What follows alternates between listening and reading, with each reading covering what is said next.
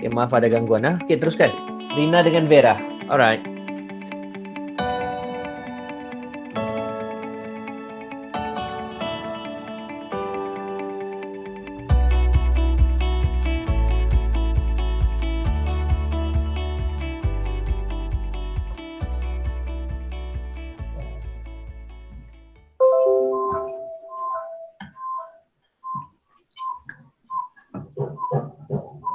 Selamat pagi kepada Cikgu Nurdin dan rekan-rekan sekalian. Tajuk pembentangan kami hari ini ialah penyesuaian fisiologi terhadap senaman. Takrifan untuk penyesuaian fisiologi terhadap senaman ialah dia merujuk kepada fungsi dan proses dalam sistem tubuh badan manusia seperti sistem pernafasan, sistem peredaran darah, dan sistem otot. Selain itu, oksigen dalam otot akan meningkat dengan cepat dalam sistem kardiovaskular. Seterusnya, proses metabolik akan menjadi lebih cepat dan banyak bahan buangan.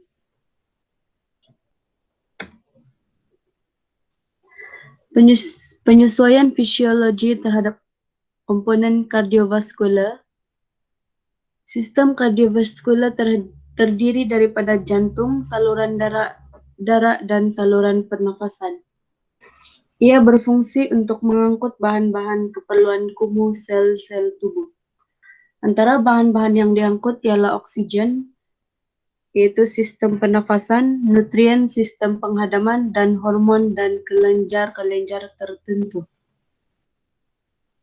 Penyesuaian fisiologi terhadap komponen kardiovaskular. Penurunan kadar denyutan nadi, rehat.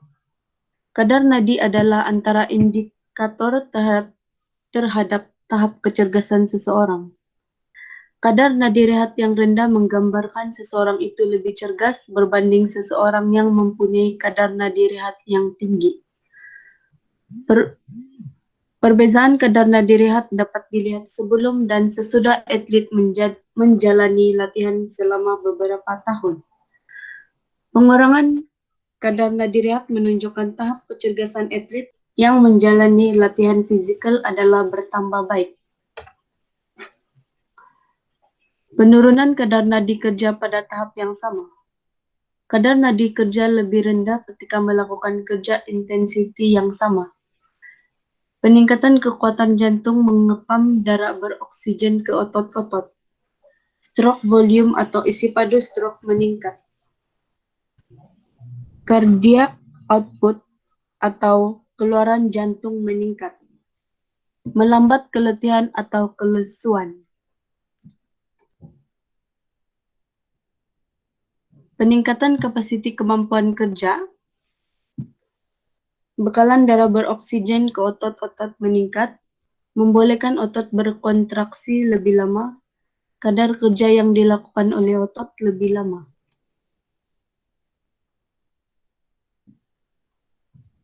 Mempercepatkan kadar nadi pemulihan, kadar nadi akan kembali kepada normal dengan lebih cepat. Pemulihan lebih cepat, aktiviti dapat diteruskan.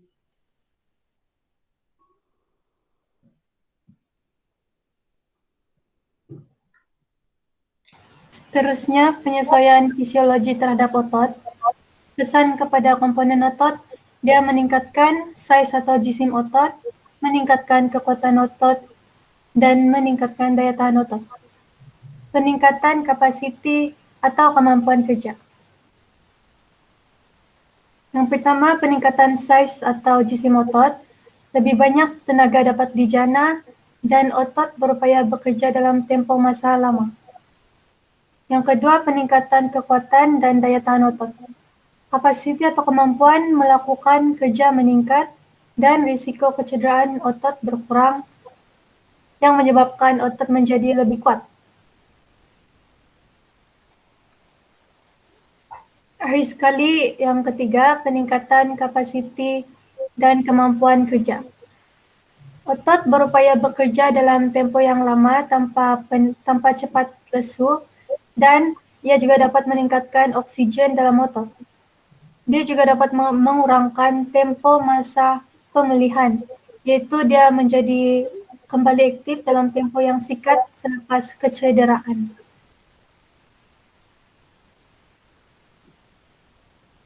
Sekarang YouTube.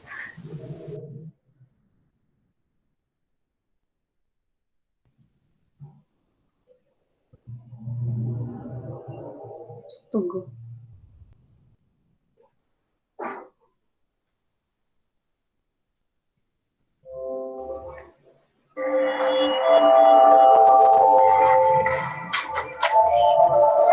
What would you physiological adaptations in response to training?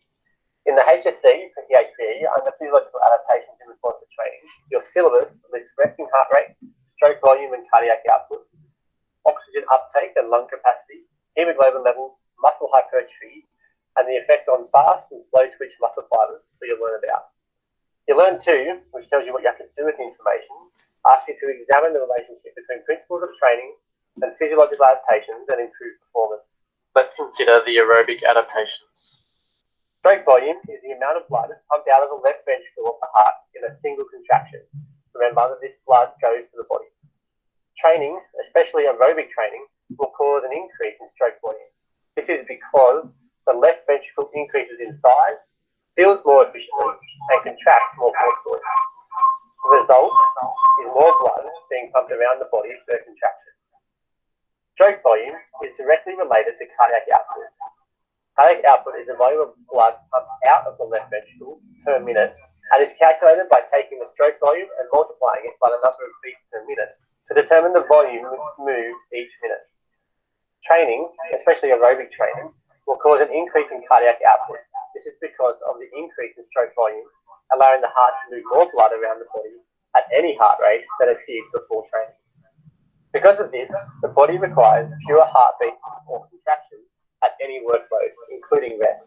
This means that the trained athlete's resting heart rate will decrease because of training adaptation. Another reason for the decrease in resting heart rate is that training, again, especially aerobic training, causes your body to produce more hemoglobin. Hemoglobin is responsible for the transport of oxygen around the body. Oxygen binds to the hemoglobin and is then delivered to the working cells. A trained athlete will have an increased level of hemoglobin per milliliter of blood. This means that each milliliter of blood is delivering more oxygen than it did before training, and as a result, at any given workload, the body can use less blood to deliver the oxygen. This results in a further decrease in the required heart rate at any given workload, including rest. Increased hemoglobin and myoglobin levels cause an increase in oxygen uptake in the trained athlete. Oxygen uptake is the body's ability to absorb oxygen into the blood, transport the oxygen, and then transfer it into the muscles. Oxygen uptake increases in response to training and allows for faster and more efficient delivery of oxygen to the muscles. When it comes to lung capacity, there is actually little or no change between an untrained and a trained athlete. Within the type 1 slow twitch muscle fibers, we find an increase in aerobic enzymes, mitochondrial density, capillary density, myoglobin, which is responsible for the oxygen transport within the muscle cells, and glycogen and fat stores. Now, most of these result in an increase in oxygen delivery to the muscle and to the working areas within the muscle where it's needed.